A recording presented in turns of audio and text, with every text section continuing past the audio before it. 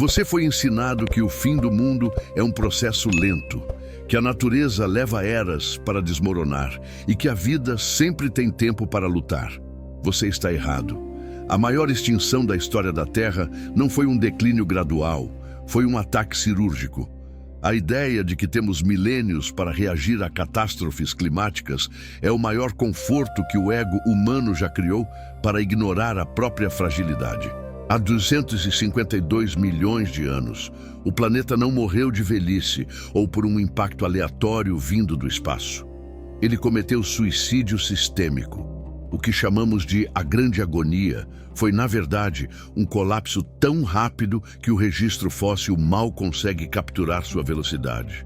Estamos falando de um mundo que passou de um paraíso biodiverso para um necrotério global em uma fração de tempo que desafia a lógica biológica.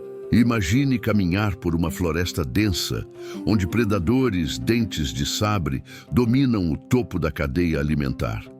O ar é rico, a vida é pulsante e o clima parece estável há milhões de anos. É um cenário de poder absoluto da biologia sobre a geologia. Mas o solo sob seus pés esconde uma pressão insustentável. Uma bomba relógio-química que está prestes a detonar a atmosfera. Em questão de dias, esse cenário bucólico se transforma em uma visão do inferno de Dante. O céu muda de azul para um amarelo doentio e as águas do oceano, antes cheias de vida, começam a borbulhar um gás invisível e letal. Não houve tempo para migração, não houve tempo para evolução.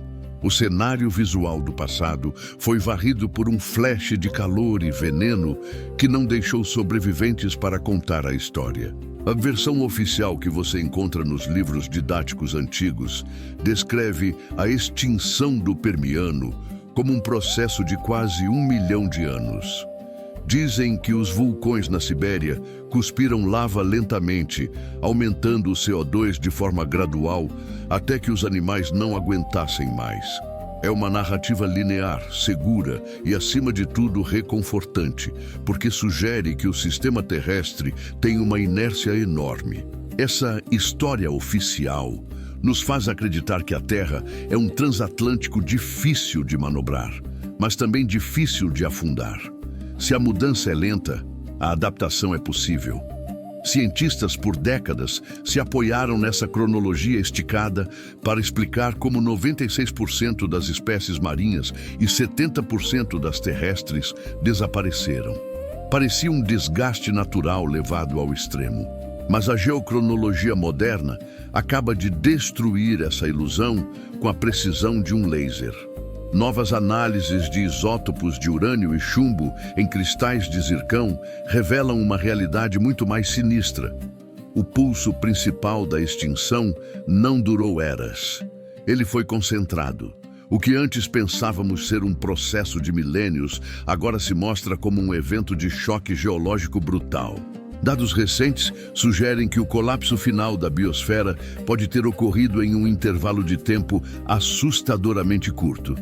Alguns modelos apontam para uma janela de impacto de meros milhares de anos, com picos de mortalidade que duraram décadas ou até dias. A fricção entre o que acreditávamos e o que os dados mostram cria um abismo. A vida na Terra pode ser deletada instantaneamente. Essa quebra científica prova que a estabilidade do nosso mundo é uma casca fina sobre um motor caótico. O grande flash não foi um aquecimento global comum. Foi uma ruptura na fiação elétrica do planeta.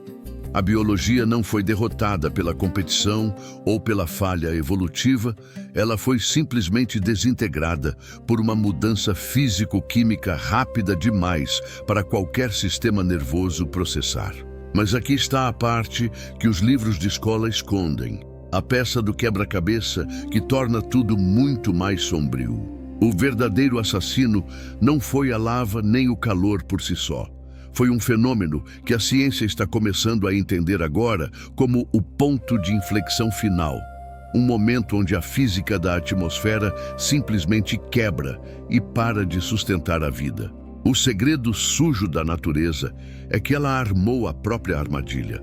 O aquecimento inicial dos vulcões siberianos atingiu um reservatório de metano congelado no fundo do mar. Quando esse metano evaporou, ele não apenas aqueceu o planeta, ele transformou a atmosfera em uma câmara de gás. O oceano se tornou anóxico, sem oxigênio, e bactérias produtoras de ácido sulfídrico assumiram o controle, liberando veneno puro no ar. A natureza não foi vítima de um acidente, ela foi uma bomba de feedback positivo. Cada grau de temperatura aumentava a liberação de gás, que aumentava a temperatura em um ciclo vicioso imparável. O mecanismo real foi uma falha sistêmica, onde a Terra parou de reciclar nutrientes e começou a reciclar morte. Foi uma pane geral no suporte de vida do planeta que agiu como um micro-ondas global. Mas o pior ainda estava por vir para os poucos que conseguiram respirar aquele ar corrosivo. Com a química atmosférica em frangalhos, a camada de ozônio foi simplesmente dissolvida por compostos clorados liberados pelo calor extremo. Sem essa proteção, a luz ultravioleta do Sol atingiu a superfície com força total. O resultado foi uma espiral de caos, onde as plantas pararam de fazer fotossíntese e as sementes se tornaram estéreis. A radiação fritou o DNA de tudo o que ainda tentava rastejar.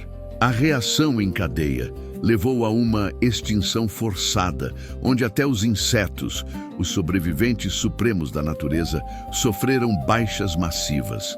As cadeias alimentares não apenas quebraram, elas vaporizaram.